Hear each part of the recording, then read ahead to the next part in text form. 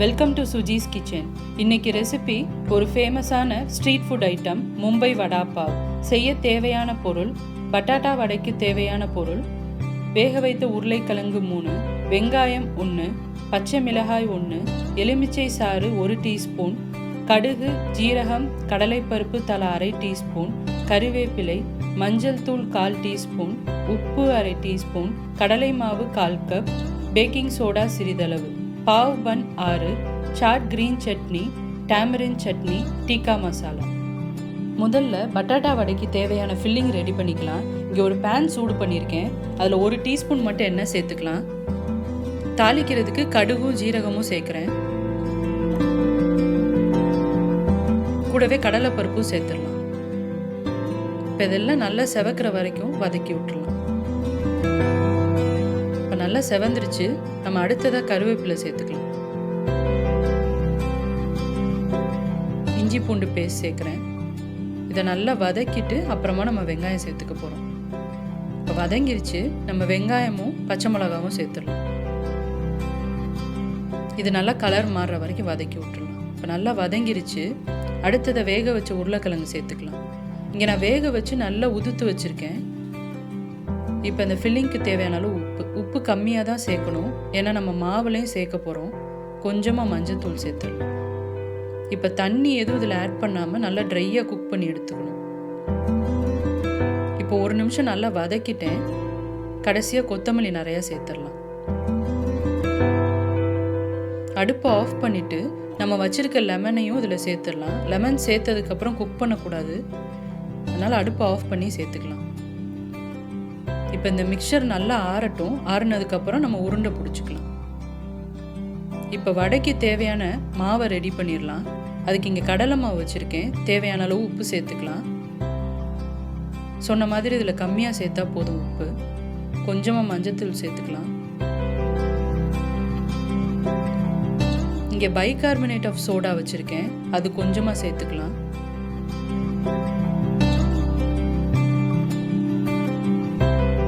இந்த அளவு தான் சேர்க்குறேன். இப்போ ஒரு விஸ்க் எடுத்து நல்லா இது எல்லாத்தையும் கிளறி விட்டுடலாம். ஃபஸ்ட்டு நல்லா கிளறியாச்சு. இப்போ கொஞ்சம் கொஞ்சமாக தண்ணி சேர்த்து கெட்டியான பஜ்ஜி மாவு மாதிரி இதை நம்ம நல்லா கிளறிக்கலாம். கடலை மாவு பிசைகிறப்ப எடுத்தோன்னே நிறைய தண்ணி சேர்த்துடக்கூடாது. ஃபுல்லாக கட்டி போட்டுரும். கொஞ்சமாக சேர்த்து நல்லா கெட்டியாக பிசைஞ்சிட்டு அப்புறம் தேவைப்படுற தண்ணி சேர்த்துக்கலாம்.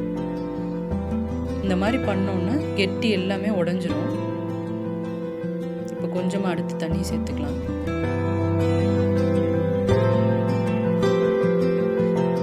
இந்த மாதிரி பிசைஞ்சோன்னா நம்மளுக்கு மாவு கெட்டிப்படாமல் நல்லா இருக்கும். மாவு பார்க்குறதுக்கு இந்த கன்சிஸ்டன்சியில் இருக்கும். இப்போ மிக்சர் ஆறிடுச்சு. நம்ம உருண்டை பிடிச்சிக்கலாம். இந்த மாதிரி இந்த சைஸில் நான் உருண்டை பிடிச்சிக்க போகிறேன்.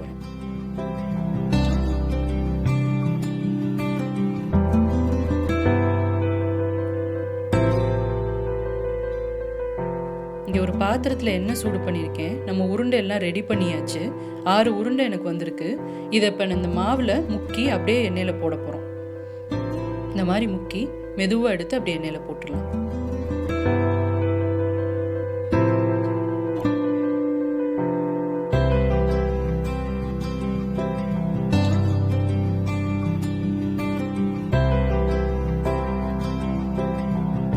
இப்போ இது நல்லா ஒரு சைடு வேகட்டும். அதுக்கப்புறமா நம்ம இன்னொரு சைடு திருப்பி விட்டுக்கலாம்.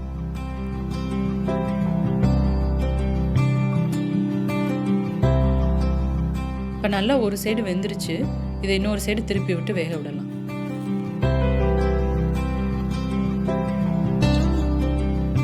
இப்போ அந்த சைடும் நல்லா வெந்துருச்சு. நம்ம இதை எண்ணெயிலேருந்து எடுத்து வச்சிடலாம். அந்த தூள் எல்லாத்தையும் நீங்கள் எடுத்து வச்சுக்கலாம். நம்ம டீக்கா மசாலா அரைக்கிறப்ப கூட நீங்கள் இதை நுணுக்கி அதிலோடு சேர்த்துக்கலாம். நல்லா டேஸ்ட்டாக இருக்கும். இப்போ இது மாதிரியே நம்ம மிச்சம் இருக்க எல்லாத்தையும் பண்ணிக்கலாம்.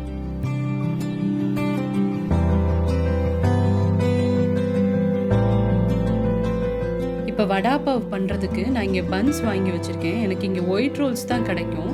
அதனால் அந்த ஒயிட் ரோல்ஸ் வாங்கியிருக்கேன். இதுவும் டேஸ்ட்டு நல்லாயிருக்கும். உங்களுக்கு பாவ் பன்ஸ்னே கிடைச்சதுன்னா நீங்கள் அது வாங்கிக்கலாம். இப்போ இந்த பன்ஸை நம்ம நல்லா ரோஸ்ட் பண்ணிட போகிறோம். பார்க்குறதுக்கு இந்த மாதிரி இருக்கும். அதை 2ஆக பிச்சுட்டு ஒரு கத்தி எடுத்து நல்லா இந்த மாதிரி கீறி வச்சுக்கலாம்.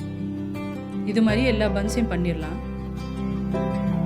இங்கே ரோஸ்ட் பண்ணுறதுக்கு ஒரு பேன் சூடு பண்ணியிருக்கேன். அதில் கொஞ்சமாக பட்டர் சேர்த்துக்கலாம். இந்த மாதிரி பன்னை ஓப்பன் பண்ணி அதில் வச்சு நல்லா ரோஸ்ட் பண்ணிடலாம். இது ரொம்ப நேரம் குக் பண்ண வேண்டிய அவசியம் இல்லை, லேசாக அதில் குக் ஆனால் போதும். இந்த மாதிரி எல்லா சைட்ஸும் குக் பண்ணிக்கலாம்.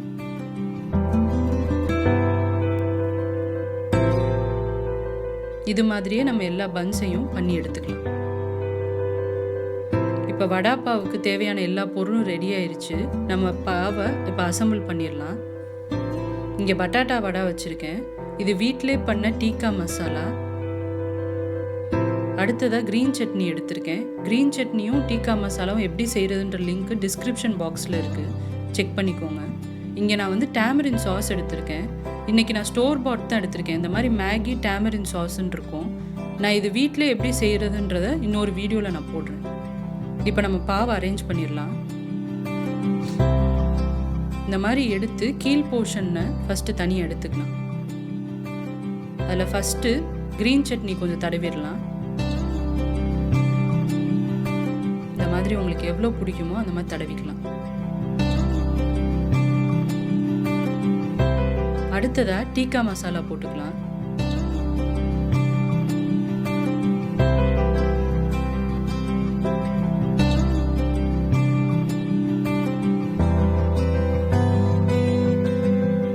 இப்போது நம்ம செஞ்ச பட்டாட்டா வடை ஒன்று எடுத்து இந்த மாதிரி வச்சிடலாம். இதை ஒரு பிளேட்டில் வச்சுக்கலாம். இப்போ பாவோட மேல் போர்ஷனில் நம்ம டேமரின் சாஸ் தடவ போகிறோம். இந்த மாதிரி சாஸ் எடுத்து இதுவும் உங்களுக்கு எவ்வளோ பிடிக்குமோ அந்த மாதிரி தடவிக்கலாம். இது நல்லா ஸ்வீட்டாக இருக்கும். இந்த மாதிரி தடவிட்டு பாவில் மேலே அப்படியே க்ளோஸ் பண்ணிடலாம். இந்த மாதிரி நான் இன்னொன்று பண்ணி காட்டுறேன். ஃபஸ்ட்டு கீழ் போர்ஷன் எடுத்து க்ரீன் சட்னி அப்ளை பண்ணிக்கலாம். அடுத்ததாக டீக்கா மசாலா, பட்டாட்டா வடை. இப்போ பாவோட மேல் போர்ஷனில் டேமரின் சாஸ் தடவி பாவை க்ளோஸ் பண்ணிடலாம். இப்போ வடாப்பாவ் ரெடி ஆயிடுச்சு. இந்த மாதிரியே நம்மகிட்ட இருக்க எல்லாத்தையும் செஞ்சிடலாம். இந்த சூப்பரான வடாப்பாவ் ரெசிப்பியை நீங்களும் ட்ரை பண்ணி பார்த்துட்டு எப்படி வந்துச்சுன்னு எனக்கு சொல்லுங்கள். பிடிச்சிருந்தா லைக் பண்ணுங்கள், ஃப்ரெண்ட்ஸோட ஷேர் பண்ணுங்கள். மறக்காமல் என்னோட சேனல் சுஜீஸ் கிச்சனுக்கு சப்ஸ்கிரைப் பண்ணுங்கள். தேங்க்யூ.